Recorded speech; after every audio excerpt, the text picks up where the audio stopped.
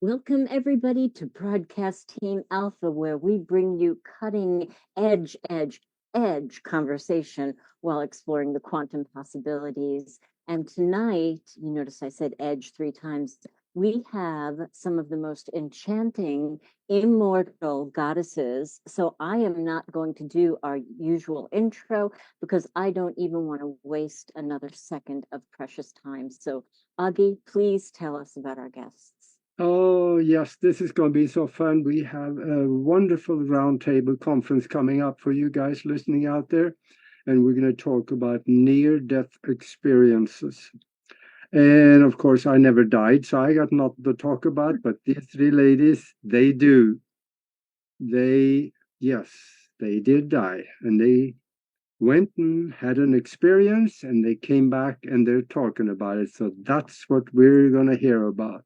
And I would love to introduce Rebecca Renee first, and maybe she could talk about her experiences. We have been friends for probably close to 10 years now, and we talk ever so often. And she is a tremendous, incredible mind. She is also the creator of Angels 911. It is a program that gives real life angelic intervention for people whose life is on the line.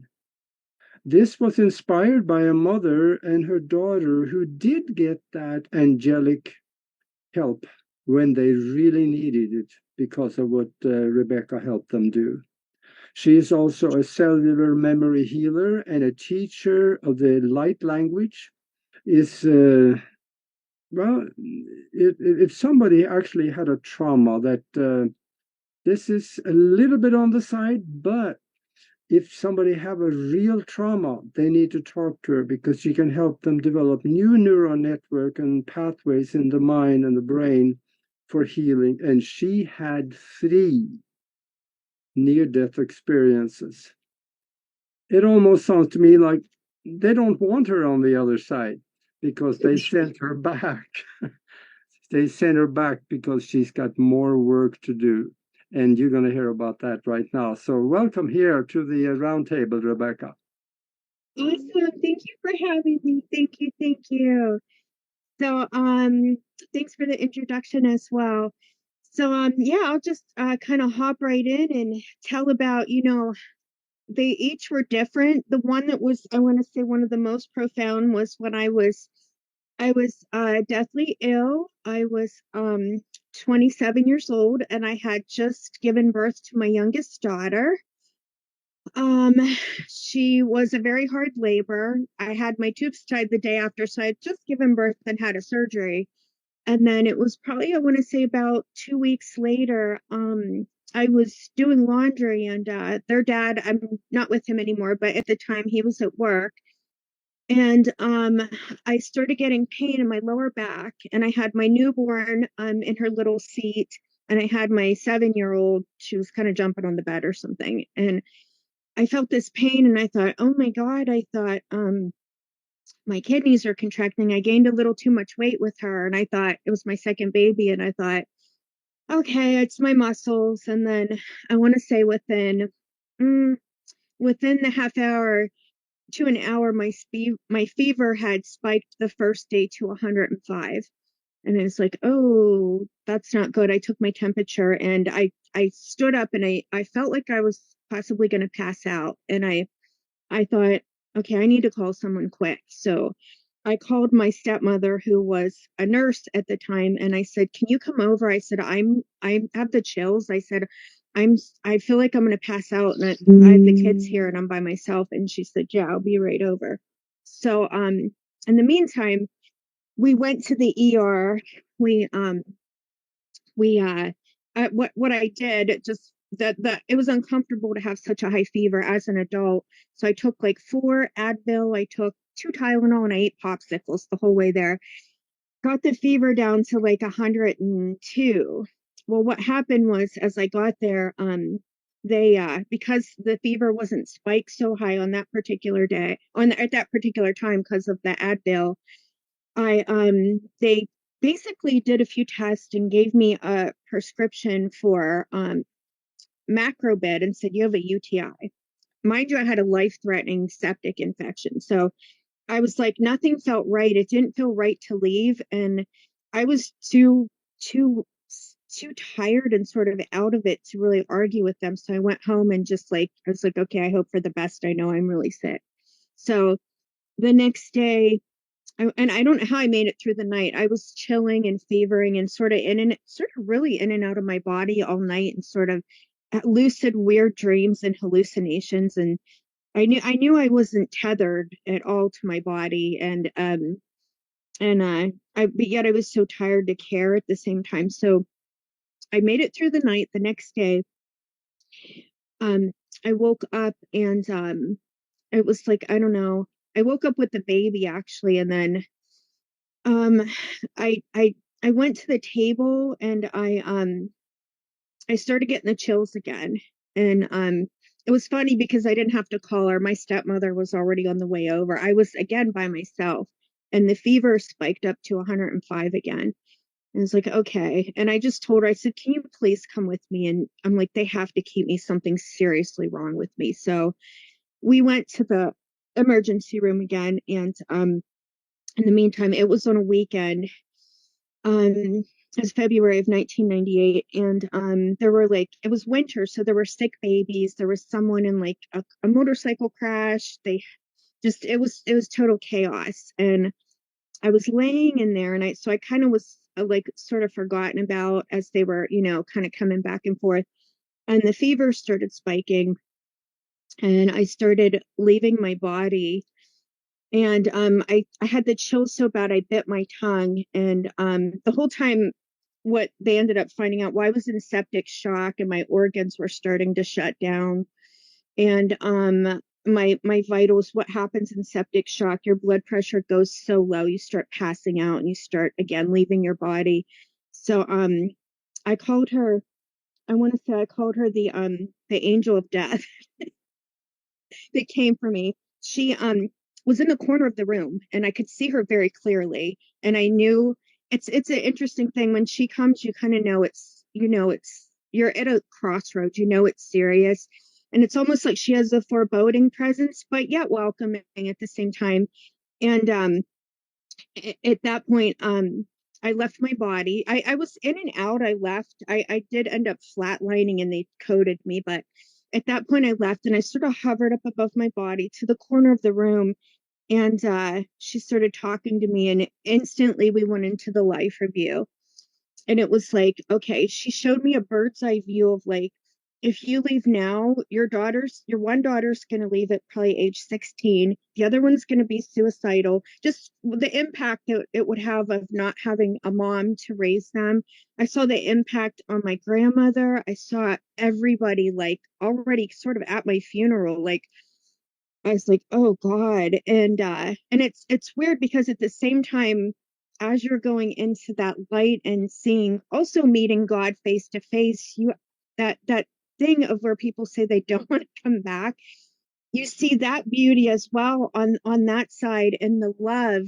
And it's so welcoming, and your ancestors, your people that have gone before you, and even your pets, and you're like, it's a tough decision. And honestly, if wouldn't have had children, I definitely would have instantly flew out of that body. But I kept looking down, and I could see I could I could see my daughter. I could see my little newborn that would have to be without me. It's like, I can't do that. I can't leave her. And I looked at the angel, and I said, I'm going to stay. I said, she was giving me a choice. And that was the cool part. And I was like, what do I do? What do I do? And she said, open your mouth. The squeaky wheel gets the oil. She was kind of like trying to be funny with me. And I was like, okay. So I sort of floated and hovered back into my body. And I started, what little life force I have left, I started banging my bed as much as I could and calling for help. And at that point, I could barely see her out of my human eyes, but a nurse came in, and she clicked the thermometer in my ear, and she's like, oh, that can't be right. And she's like, she's like, your fever's over 106.3. And that's when she started calling the whole team for me. And again, I started kind of going in and out of consciousness. And I could see her, but yet I would float back up. And at that point, it's really weird. My stepmother, who's the nurse, she doesn't, I'm a little woo-woo for her, and she doesn't really see auras, but she said, I knew you were dead. She said, your whole body went ashen color and gray. She said, what you talk about with auras, she said, you had none. And at that point, I again went back over to the other side, and I was shown, I wrote some notes about some of the stuff. I'm a little spacey today, but just things about like, there's no time over there. We can create anything over there, but the thing is we instant manifest. So like, you just think of it and you're like, boom, while you're over there, you download so much in a split second, even though there's no time, but you just think of something and you create, just as you do here. As we think, oh, I want to manifest something cool, but it takes a little longer, but our frequency is so sped up, so we can just create everything. In like religious programming that I was shown, like there is no religion on the other side. There's no dogma. There's no, like, it's not about sin and just stuff that that is in the religious things that you judge yourself. Like I judged myself as I did the life review, like, oh, I messed up here, or I could have did this better over here. And again, and you empath everyone. It's been all in your soul family and all of your souls. You empath them, and you feel them kind of like as we empath here, but it's a little stronger. So you get to be everyone and just look at your role and see how we all like have these agreements and stuff.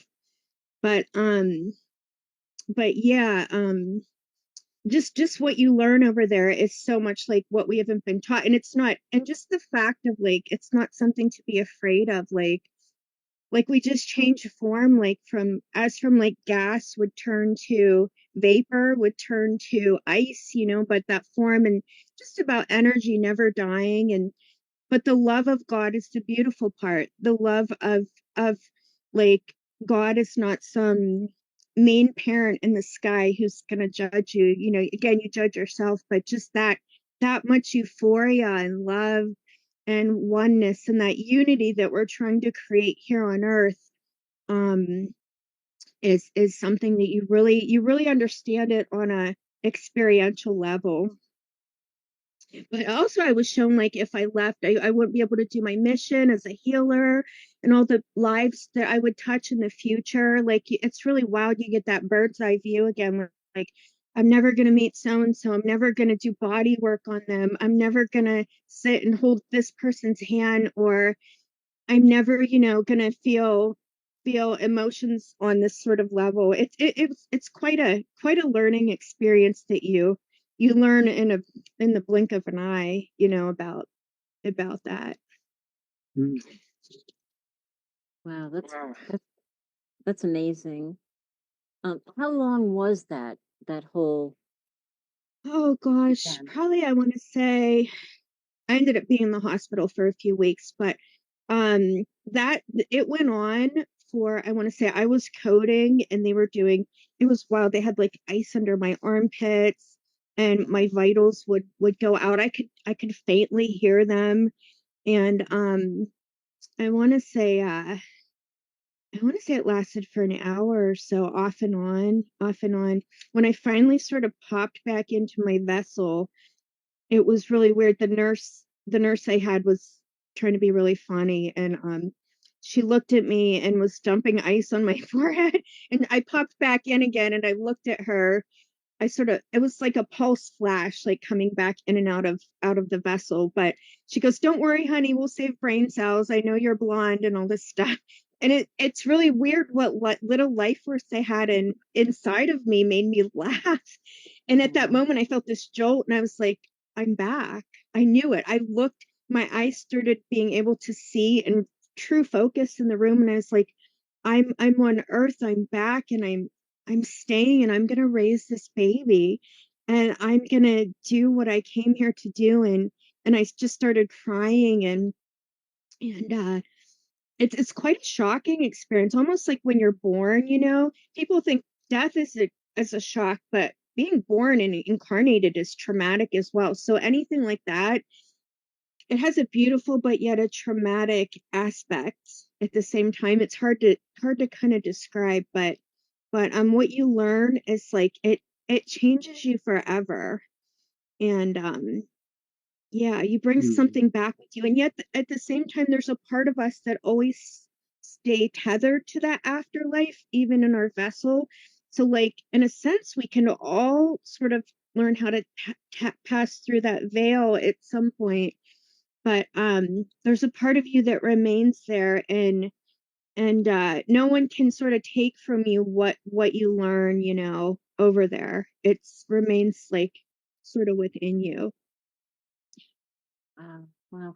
And did you have any sensation of the physical body when you were going through that, or you were Uh, separate? no, I left so far that I could look at my body and I'm sort of face to face with the angel, sort of face to face with God. I didn't so much see Jesus. I know some people do, but I could feel him with me. I could feel the angels with me, their love. I could feel them. For me, it was more of everything's communicated through telepathy and sort of emotion.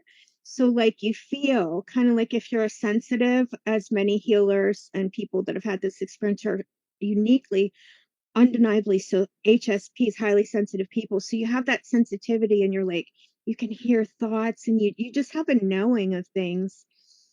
And sort of those sensations on in your consciousness, but not so much.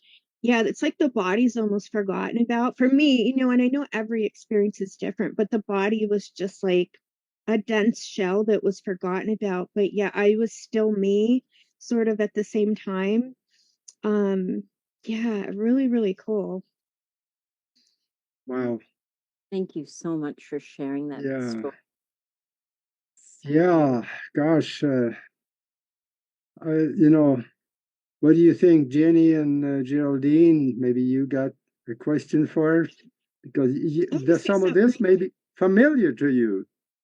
and some of this I want to say real quick. So I look back, I'm 53 years old now, and I should technically have been sort of maybe brain dead or a vegetable, or you know, the organs had shut down to as much as deadness as they could. And God, the universe, the angelic realm, my spirit team revived me and not only restored my health to divine perfection, but I'm healthier at my age now than I was back then, and enough surplus of energy for the healing mission. So the body is so capable of regeneration. It's beyond my comprehension even. Mm. well, and I was actually thinking that when you were talking from being a nurse, you know, even when we coded people that were in their teens or in their 20s, oftentimes there would be some deficit because, you know, CPR is not perfect. So that's miraculous. That's miraculous, Yeah. Rebecca. That's wonderful. Phenomenal story. I know this will stay with the listeners for the rest of their life, what they're hearing here. So we sure thank you. And let's go to the next speaker here. We have Geraldine Orozco. And gosh, what can I say? She is everywhere. She's on conferences, interviews, she's in documentaries, and hey, by the way, you're going to be on national TV in Sweden because they're putting together a TV documentary where you got a section in it.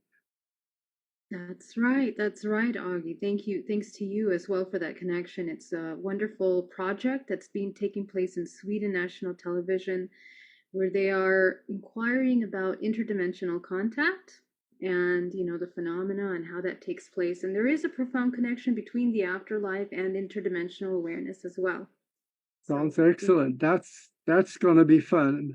I got a few more things I got to say about you yet. You are certified in so many things. You are teaching qigong, you do meditation. You in fact you put together a meditation group in the Bay Area, and you're a hypnotherapist. You do neurolinguistic programming. the stress reduction program you're doing, and DNA repairing, reprogramming, actually, probably more so. And then she died. But she was returned back too because they didn't want her either. She had more work to do. So now she also, through hypnotic regression, she found out that she have a long history of alien contact, and her website is geraldineorozco.com. And what happened to you, Geraldine? Yeah, thank you so much. First of all, thank you so much for having me on this panel. It's such an honor to be here with these beautiful ladies and these incredible stories that they're sharing. I resonate a lot with Rebecca's experience. And I do have a question for her actually that I'll probably ask later. Yeah, so for me, I was at a very particular time in my life in which I had gone through a tremendous transformation of about 5 years.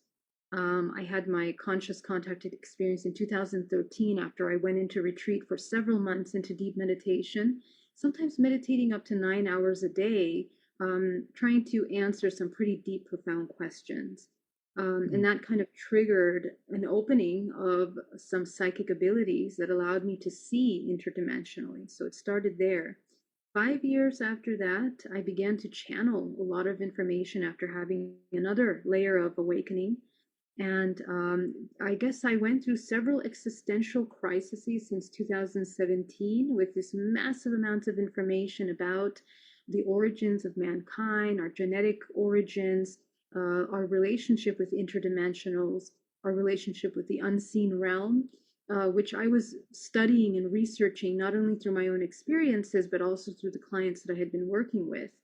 And in 2018, I had come to this pinnacle realization of how profound the human experience is, but at the same time, kind of questioning the purpose of our existence beyond the idea of just everyday life, but looking at the spiritual essence of why we incarnate. And I had a question about that, and I was wondering, what is the purpose really of this incarnation, of our participation in the greater whole? And is it really necessary for us to incarnate once we receive and we open up this information to higher awareness of? And the reason why I had that question is because I had been channeling and navigating these realms into looking at kind of like the genetic structure of the universe and how tiny we are, and yet how powerfully significant the human role really is to the collective. Um, but the question I had was really about the whole holographic system of this matrix life. What is the purpose of that? The choices that we make on a daily basis, how do they affect us? And so it brought me to this point where I was questioning life itself, the purpose of existence. And it's when I had that question that I had to travel to Mexico to do a conference down there. And I had been touring Tulum area, very beautiful, extremely hot. And one day we went to the pyramids, Teotihuacan, and it was just really beautiful, but extremely hot. And so on this particular day, I had a very intense dream the night before of the land of Mexico welcoming me, but a very deep, deep energy. Mexico has really, really profound energy, very sacral energy. And more on this later, but when I went to the pyramids, the heat was so hot and the vortex of those areas are so powerful that I was feeling lightheaded, kind of like how Rebecca was saying she was feeling with the solar flares. Just, completely losing consciousness and kind of moving in from one timeline to another, awareness of what had happened, the history there, and the heat was just so strong. So there wasn't many stores, there wasn't a lot of water, so I kind of began to go into a heat stroke. I started to have tunnel vision, everything started to go black, and somehow, I'm using my healing techniques to ground myself, to stay in my body, to regenerate and to absorb liquid from the air, every energy technique that I know, until I got to a little convenience store. where I began to drink water. And as I begin to kind of heal myself, drinking the water, allowing my body to absorb and begin to regulate from the heat, I kind of brought myself back from that almost going into unconscious state. Okay, so this is the first part. So my body was really weak after that, took a lot of energy to bring myself back. And I'm walking back to the main entrance where there was a restaurant that had air conditioning. So I have some time to recover. I'm drinking bottles and bottles of water, really, I think 11 bottles of water to try to help myself recover as quickly as possible. And we leave. And by the time I'm getting into the car, we drive down. Mind you, Teotihuacan in Mexico is about 2 hours away from Tulum, the little town that's there. And the rest of it is in the middle of this wild, wild jungle. There is nothing. There's really nothing but small little towns around. As we get onto the road, of course, I need to go to the restroom because I'm drinking so much water. And we stop and I get out of the car. I go into this little woodworking shop on the side of the road, middle of nowhere in the deep, deep jungle. And I get down into the restroom, which is, basically like four sticks and the restroom in the middle. And it's covered in spider webs and bugs, you can imagine, in this jungle setting. So I go into the restroom and I feel a pinch like on my side here, okay? And I don't think much of it. I think probably mosquitoes or something like this. And by the time I walk out and I walk towards the probably 10 steps, reach my hand to open the door, I began to have these giant boils show up all over my hands. I mean, it is so impressive, like boils, like one moment to the next, my hand covered in these boils, and it was spreading up my arms, spreading onto my legs. Of course, I began to panic because I'm starting to feel that my tongue is starting to get swollen and thick, and my throat is thick. So I sit into the car and I said, "Oh my gosh, I think something poked me, like something bit me," And we just get into the car and we continue driving, not trying to think much of it. And I'm trying to regulate my body once again. And as we are moving, we go through a stop sign where there are policemen who check our papers, to check us. And when he looks at my hands, he says, "You got bit by a scorpion," in Spanish. And I'm like, "Oh my gosh, are you sure?" He's like, "Yeah, that's a scorpion. You need to get to a hospital immediately because you're having an allergic reaction to it." And we're still about an hour and a half away from the nearest hospital or anything. And we get back in the car and we drive down, my poor friend driving as fast as possible to try to get us through the highway. But I was already going into anaphylactic shock. My entire chest was completely closing on me. I could barely breathe.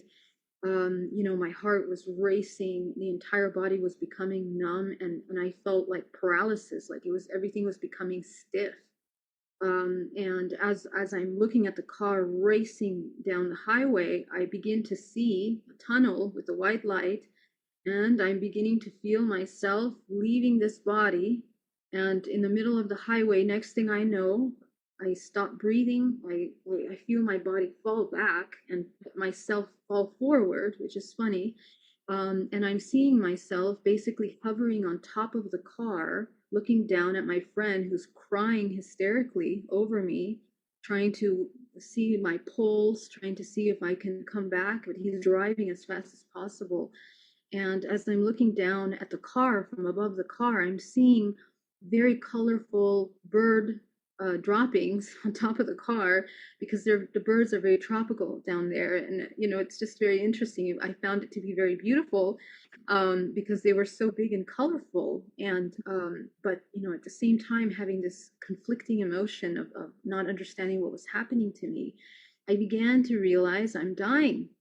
And all of a sudden, I thought, my goodness, why is this happening right now? I think when you're in you practice conscious awareness in the present moment, you understand that these kinds of events don't happen randomly. So for me, I was shocked and I was confused as to how I could have manifested such an event and what was the reason behind that. How did I end up in this place? And immediately I began to think about my mother and the impact it would have on my family, and reviewing, kind of having this timeline view of how it would impact all my family members in one instant. then the next minute I'm being drawn into this white light, that it's tunnel that gets bigger. And as I'm moving towards the white light, on the right side of me is my father and my mother. You know, they just show up there, and my brother holding a basket of bread, and my grandmother from my father's lineage. So they show up with this basket full of bread, and I'm basically reviewing our contractual agreements. In one instant, all the agreements that we have as a family ancestrally, and behind that comes all of the ancestors start to come out. I'm seeing generations of beings.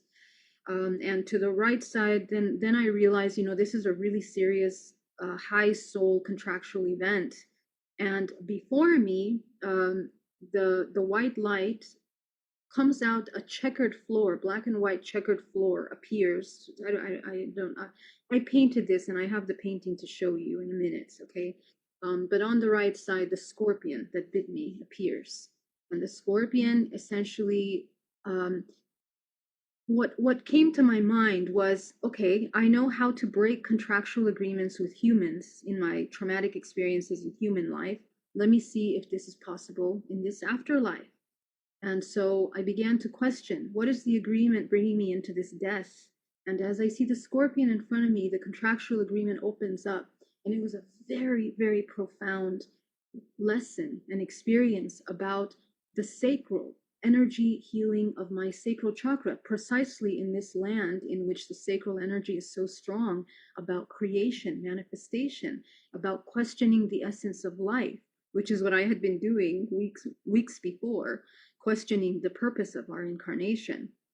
And as soon as I understood my agreement there, all of a sudden, from this white light emerged universes. Okay, this is the best way I can explain it. From the white light emerged universes that I now became connected, and I became aware of my purpose for incarnating in this lifetime, and what I had not been doing, or what I had been doubting for myself up until that moment, that had not allowed me to move forward in what I'm here to do.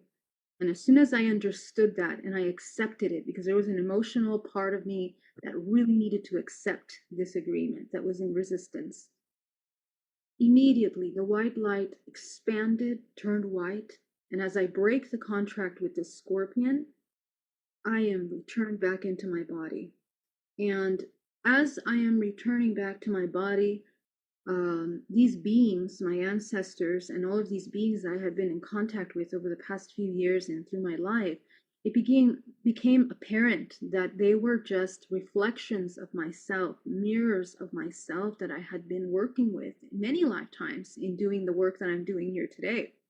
And, you know, the purpose is actually very important. Every human has an agreement.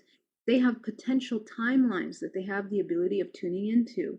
And in some cases, when we make these agreements and we doubt ourselves and we resist and we hate ourselves, or we feel afraid of those agreements, we create these kinds of powerful events to shake us up out of these dormant states back into that purpose that we're supposed to be in. So that was a profound lesson for me. And essentially I was being asked, are you ready to come back? And when I said yes, I understood it was not my time then. I understood the consequences of if I would continue to die, and I understood the consequences if I continued to live. So I chose to live. And there were consequences, you know, which, you know, I'm experiencing now as well. But my lesson, I guess the moral of the story, and so essentially we got to the hospital and the doctors didn't understand how I was able to come back to life. That's not something you can explain to them, but essentially I had died, I had flatlined for those 3 minutes. And, you know, then returning back into the body, yeah, it was just a shocking experience. My poor friend that was holding space for me obviously had some kind of agreement with myself at that time as well. But the moral of the story is essentially we have to trust and we have to get really clear about our purpose here. And I'm not saying a purpose like you have to be a healer or a shaman or anything like that. Our purpose is it is something that will take some time for the human to understand, with patience and with love, understanding the cyclical ancestral programs that we're running. And hopefully the invitation is to break those ancestral programs in order to establish a new way of being, moving forward, the evolutionary cycle, that we're here to impart on the planet. And every human is designed genetically in their DNA. They hold the history of their ancestral lineage and the potential for healing. So that was my experience and my story. Yeah. Powerful. Ooh. Thank you. Thank you so much for this. Oh my goodness. Thank you. Well, That was I'm still trying to wrap my brain around that, my spirit around that. When you said that you looked at your ancestors and they were all a reflection of you, that is so profound on so many levels. How did that whole experience change your work? Right, right. Excellent question. So, tremendously because couple reasons. First of all, the healing work that I came upon, I stumbled upon through my own personal deprogramming of my own DNA through those many years of meditation. Essentially, I find that, there really is a certain formula for the human, or some kind of formula that the human can adopt in their healing process. The idea is to wake up consciousness, deprogram matrix programming. So, all of those false concepts of the self limiting belief systems in order to unlock the true essence of the human, which is infinite potential. And that's really difficult for the human to understand. So, when I experienced the death part of it, it allowed me to understand what lies beyond this physical realm. And really, we are waking up consciousness in dream time in order to train how to navigate and to make proper choices at the time of death. We even have a proper way of dying. The most high vibrational state that we can cultivate at the time of death, at the time of departure from the physical body, there's a physics to that, there's a mechanism to that.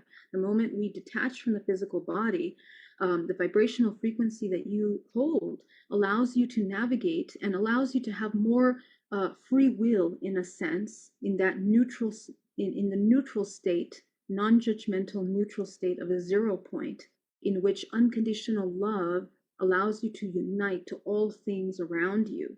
And that is kind of where, and maybe the only time, where humans are able to have free will choice in order to resonate with experiences that can propel their soul, not just the soul, the ancestral lineage forward. That's how profound our purpose is here on this planet, that when we heal ourselves, we are really healing the collective. So it changed my work in such a powerful way that allowed me to understand the importance of becoming lucid in waking state as much as dream state. Because really, as you know, all the ancient cultures from Egypt to India, American Indians around the world, all these ancient cultures talk and stress the fact that we have to train lucidity in dream state. Why? Because that's the training for death. Because when you leave this physical body, in the same way you leave your body at night, this is how you are training to navigate these alternate realms. And the awareness and the discernment ability to be able to discern light and dark experiences and how to use them for evolution is really important for us as human organisms experiencing this time. So for me, it was very powerful awareness and confirmation, really, of things that we've known, but to experience is a different thing. You said something that I caught on to, and that is that you cancel your contract with the scorpion. Now that makes sense to me. I know how to cancel contracts too. I've been a paralegal for 30 years. And there is a relationship here. You have physical contracts that there is always a way to cancel a contract. And now you're saying there is a way to alter the contract we have with the universe, that the one we agreed to before we were born. Yes, we can alter that contract, even in a temporary death. Yes, but let's make sure we get this clear, because when we talk about contracts, we're not talking about just like little agreements that we make. These are agreements that are made. So if you think of it this way, every choice that your ancestor has done has manifested and brought you into manifestation. Okay, you are a vibrational frequency that is a match to exactly what is needed to heal all of the things of this ancestral lineage. And the ancestral lineage is part of a collective human race. We are all one. We are all one down to the very core origin of human origin. So we are all kind of healing and repeating these cyclical patterns in the incarnation cycle. So what we're breaking or what we're working with are experiential contracts. They are agreements to experience things, opportunities, I call them, for evolution. The learning or the source experiencing through us as a fractal of infinite potential. So when we become aware of that, instead of being lost in the storyline of the trauma that we are holding within our genetic lineage, we can change. We have a choice. We are not that. We are so much more that we are into, and then from there carefully create your life. That's the whole point, that you are a creator of infinite potential rather than a product of any kind of thing that has ever happened to you. So this is how we rewrite agreements. And just to add one little tool there, tip, how do you rewrite? How do you break the contracts? You bring them to neutrality, the most optimum 0 point of non-judgment of either side. There is no good or bad. There's cause and effect, the awareness of the consequences of those cause and effects in order to evolve your soul into the most expansive, unconditionally loving self possible. So that's actually how you break a contract. And that's what I had to do. I had to reunite my mind of separation, even with myself and this existential awareness, into the body. I had to embody that information. That was the integration process. Sounds wonderful. Thank you. And if you want, I can show you the painting some other time or now, whenever you want, I'll share with you. Oh yeah, let's do that later. You're going to be on Broadcast Team Alpha here in not too long too. So, all right. Thank you very much. That was so good. And then we have Jenny G.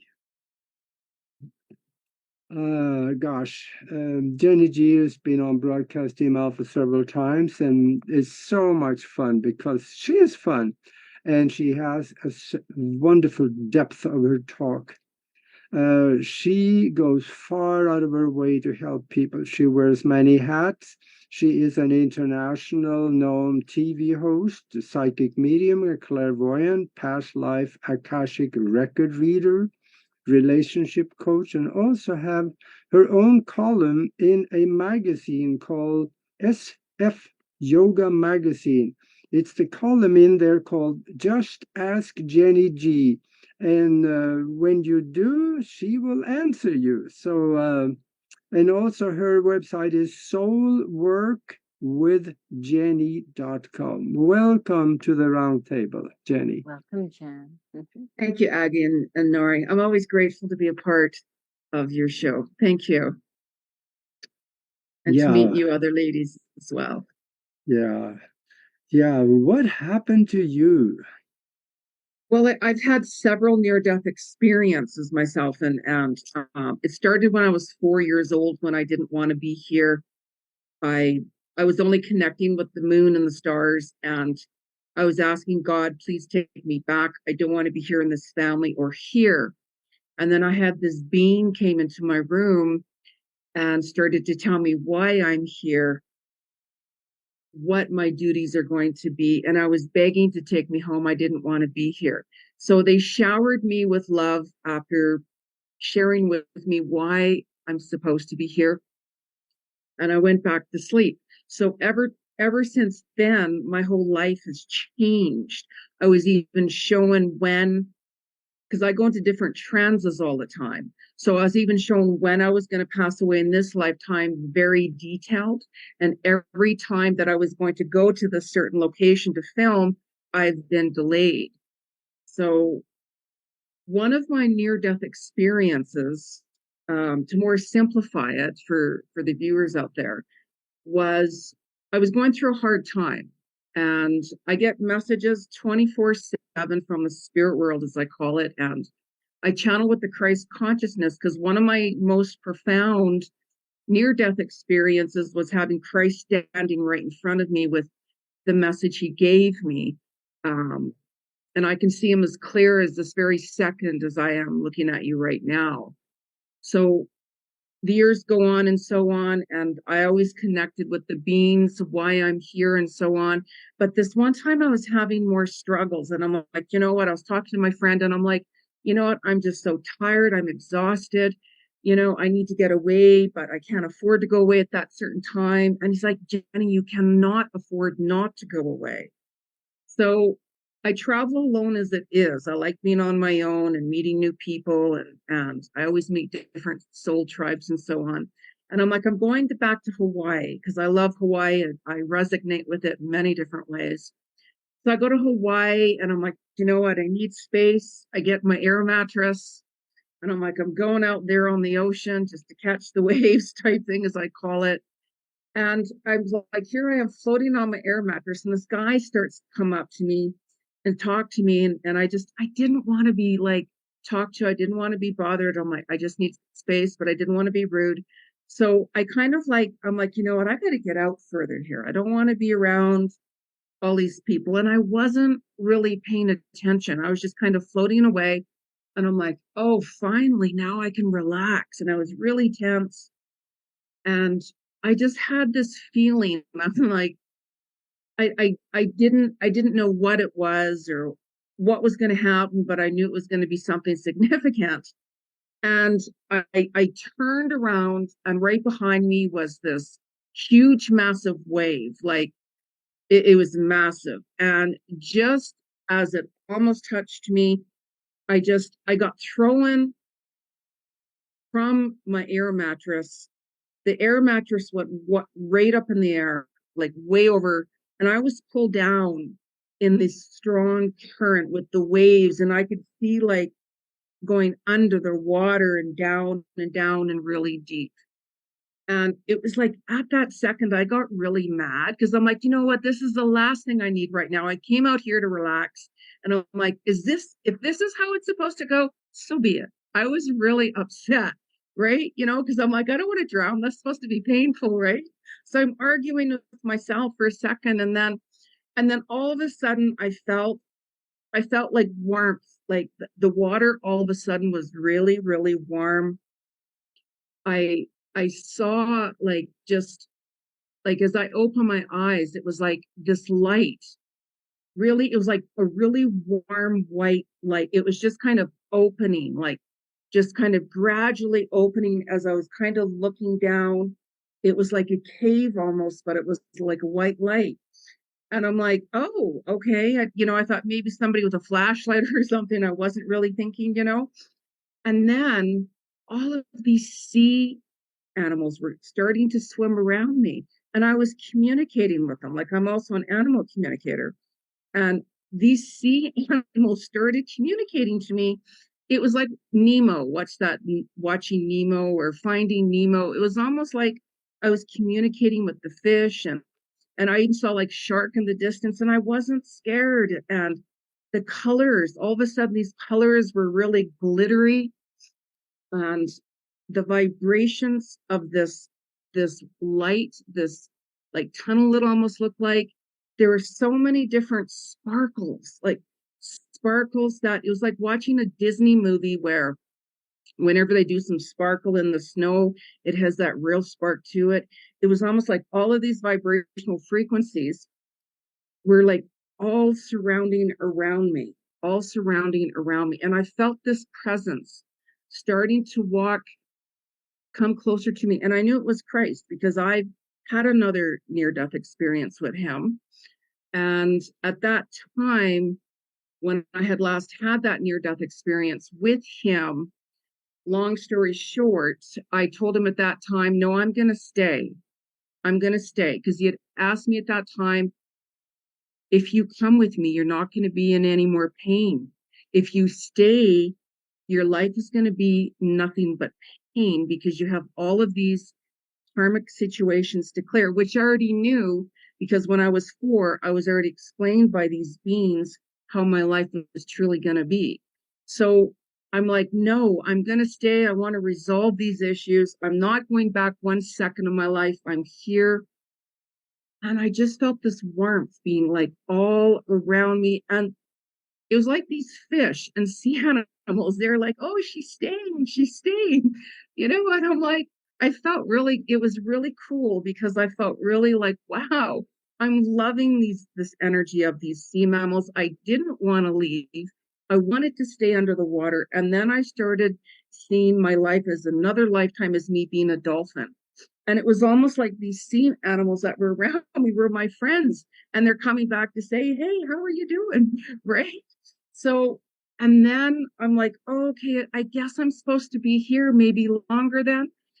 And then it was like somebody like with their hands being cut. And it was, I'm sure it was Christ. Like, I don't know that for sure, but it was like the two biggest hands I've ever seen on this planet. It was like he scooped me up and he brought me up very gently and he put me right back on top of the water very calmly.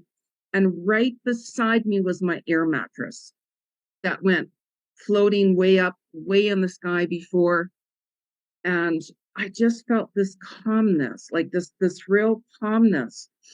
And I got back on my air mattress and I went back to my hotel. I don't know how long I was gone for. I don't know. And I don't even remember much of swimming back and going on the beach because I was the way out. Like I was the way out because I didn't want to be bothered by anybody. I needed my space. And I go back to my hotel room, I have a shower. And then I remember I just laid on my bed and I felt for the rest of the night that I was like floating and floating. And even whenever I drifted off to sleep, I literally felt that Christ energy being very much around me, and it was almost like I felt like this hand like being on my forehead. And it was almost like any and all worry I had ever had was gone, was gone. So it was quite extraordinary, really, because all of my near-death experiences, I'm very connected with the Christ. And that's why, as I mentioned, I channel and work with the Christ consciousness. I get messages 24/7 all the time. And that's why I do the work that I do, help other people come to terms with things. Even in the hospice, when I worked on and off call for many years, I'd work with everybody there and the patients and the staff and everybody and so on. So it was really, really beautiful. I mean, especially with the water, just the floating and the energy of the sea animals, right? And I hear that's why I'm also drawn even to oceans as well, because I hear messages from the animal kingdoms 24/7. So this is why I want to go back to the ocean and have that conversation with the whales and so on, because I can hear them and what their message is and what's going on under the sea world. So you mentioned, yeah, go Nori. Oh, sorry. Well, I knew that you were an animal communicator because you've received messages from Pixie that, the only way that you could have known that was to get them from Pixie.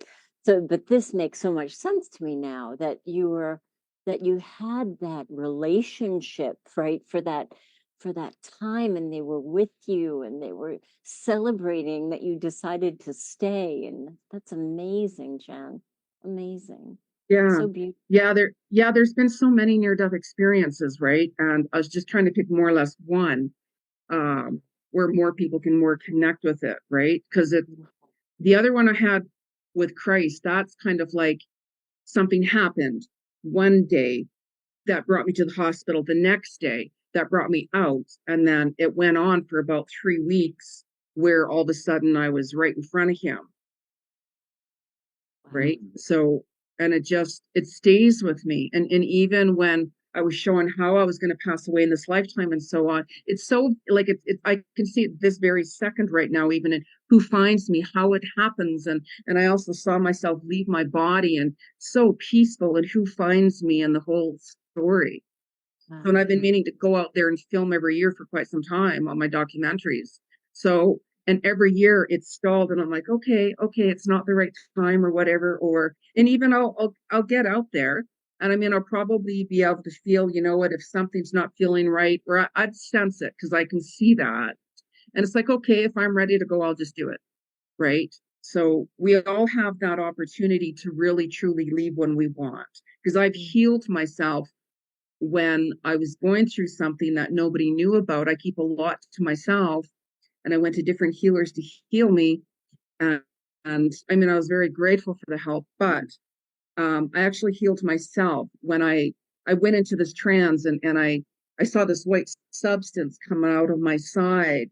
And then I turned around and the clock was at 11:11. And then when I finally went back to the specialist, to find out, okay, how much time left do I have? Right. He goes, what are you talking about? Your tests are clear. And that's what I was told would happen. So it's really, really interesting because I believe we can choose in a way when we're truly, truly ready to go. Sometimes we just leave, of course, and different things and different reasons, of course.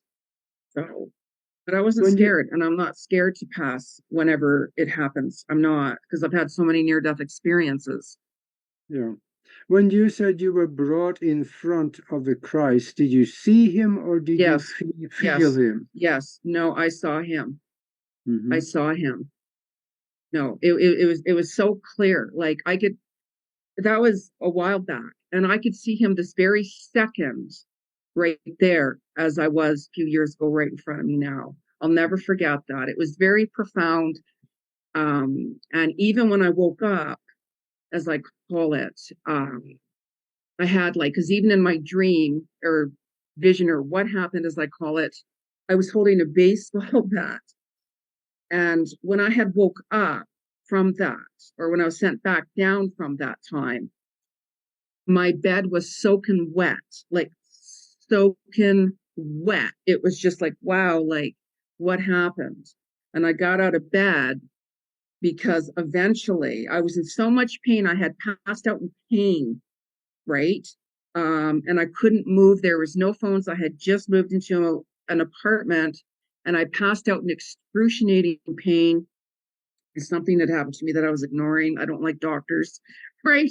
So, and then I was waking up because my buzzer was buzzing in my apartment because I didn't have my phone hooked up back then. And it was my friend. So, and I was soaking wet, like just soaking wet. And I'm like, what happened? Was there a leak? And I was holding the baseball bat. I was holding the baseball bat when I woke up. I didn't have a baseball bat. I didn't own a baseball bat. That's so interesting. How did that get there? Well, in my with Christ, he was telling me, one of the things he was saying to me is, he said, come, my child, because your life is going to be nothing but pain. Let me take you. And he was right. He was right. Every time I've had a very painful life clearing karmic situations. And of course, and I understand that. And that's why I help people really work through their stuff, because I don't want that person to be going through that. And I also give you the steps how to work through it and so on and so on. Right. And I'm like, no, I'm not going back another second and having to repeat anything. Nobody could give me anything to take me back 1 second of my life. So I'm like, I'm going to be here. I'm going to deal with it. I'm going to resolve issues. So that's why for many years, people call me the Buddhist monk, because I spent many, many years alone, meditating all day long, doing deep esoteric work and healing within for many, many years. And I spend more time alone as it is. And I chant every day, meditate all day long, and so on. Get messages 24 coming through. Mm-hmm. Wonderful.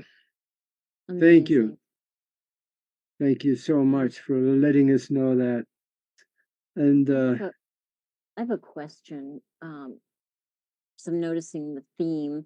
Rebecca, before your experience, were you like questioning life or, wondering about your purpose, or did you have any questions like that or anything like that going on? I knew it.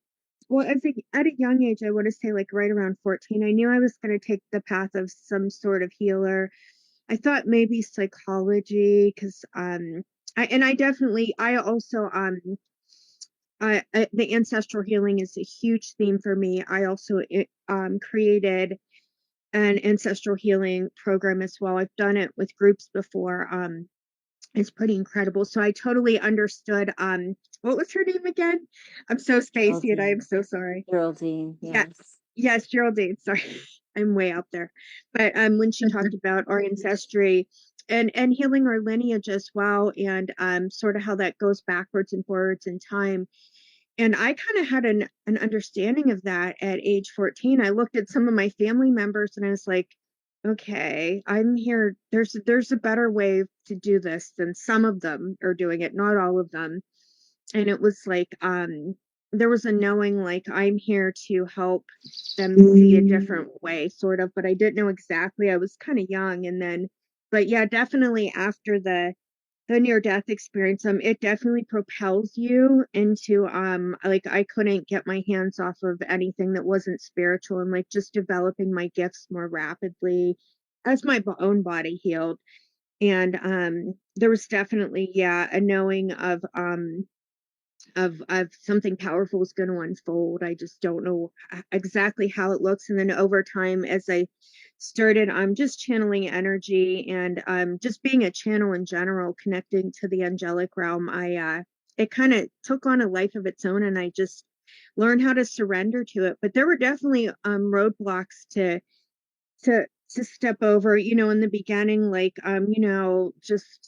just being part of the woo woo group and all that fun stuff. And then you get to a point where I don't care what people think about me. It's between me and my soul and my divine path and whatever. And normal people are boring anyway. So, so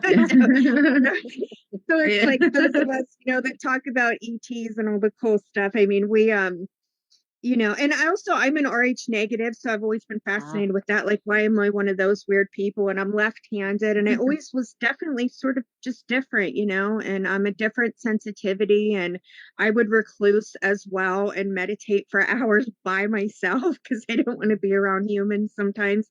Just they're, sometimes other auras can be like nails on a chalkboard when you're going through your own transformation. You just have to get into your own psychic space as well, and kind of vibe up and shut it all out, Yeah. So I totally understand all of you guys is what you're saying on like the deepest levels. Yeah, don't be afraid of having critics coming after you, because there's this good saying out there, like, to avoid criticism, all you have to do is to say nothing, do nothing, and be nothing, and there will be no criticism. Like, just be yourself, like my view is, this is me, take it or leave it. And as long as you're being authentic and being genuine and speaking from your heart, the truth, that's the only thing that matters. Yeah. Because we're all unique. Like, we all have gifts and abilities and talents, and that's why we're here, to share those abilities and gifts and talents. Did that change for you, Jen, after your experience? Did you feel more like, this is who I am, take it or leave it? Was that I think that because like I've had a lot of different clearing to do and such, and especially whenever you open your eyes to the truth and the reality of certain situations, it's like, if I find myself in a situation, let's say as an example, that I'm like, why am I here? Like, why is this happening? I don't point the finger at anybody at all. I look at myself and I'm like, okay, how did I get myself here? How did you attract that? And then it also comes down to, you need to set boundaries. Why are you allowing somebody to try to control you or manipulate you, or any of those types of things? So then it's like that wake up call of, I know my worth. I love myself. I'm not going to allow somebody to treat me like that. So when you start setting those boundaries, then certain people don't like that, because then they can't walk over you. They can't take you for granted. They can't continue that with you. Even today, I had to do that with someone, and it's just like, it doesn't work that way anymore. I'm sorry. Right. So it's like you just change, because when you start to kind of, go through, like, meditate, I was meditating every single day for years and years and years. And you start to see more clarity and understand why these things are happening. And I've also seen all my past lives, because I also do past life Akashic records. So, and I understand when I meet somebody, I'll know who you are and who you were to me in another lifetime and why you're here. So when there's certain people, let's say, that I meet that I'm like, you know what, you might be hot and all, right? Like some guy. But I'm like, I'm not going to get involved with you again because I'm not going to put myself through that. However, it's nice to see you again, and I wish you the best, and so on and so on and so on. Because I always wish somebody the best, no matter who it is. I just don't want to go back into that situation again. So then I walk the opposite direction, and then just continue on working on myself. Because the more I learn and such, the more I can help others find that peace within and come to terms with things with an understanding this is why this is happening to you and so on. And that's my reward for me. That's my reward. Absolutely. I see we're getting down towards the end here, and you can get a hold of Jenny G at soulworkwithjenny.com. And Rebecca, the best way to get her is on Facebook, and that is her name, of course. That's Rebecca with a K, REBEKARENE. So you'll find her on Facebook, and that is where she's at. I think you got a website that is being worked on right now. So yeah, I'm in a middle stage. I'm getting a new website and maybe even an app. So I'm in this like weird place of no website temporarily. And also my email is soulfire, SOLEFIRE 444 at gmail.com as well. good deal. All right. And Geraldine, she got kicked off. She fell out of the show, so she's been in the waiting room, but we're going to close down anyway. And Geraldine can be reached at geraldineorozco.com. And gosh, any more good comments, Nori? I'm just like floating on air for having been with all of you and with Geraldine and your stories. Augie's right. They're going to stay with me probably for the duration. Yeah. Really, I learned so much. I mean, so much that I can't even give words to yet. Just the feeling that each of you carried, the vibration of your stories. It's just, I'm so grateful. Thank you, ladies. Thank you so much. Thank you. Thank you. Thank So you. great. Thank you very much. And I think that by now, for the listeners out there, the rumor is that about 90% of everybody in the world, they are afraid of death. Hopefully, that number is a little smaller after tonight. I am quite sure it is, because what you have heard is the rumor on the street is that we will all see that one day. And it's going to be a good experience because nobody dies. Oh, Geraldine is back. Okay. Gosh, I thought you fell off the world.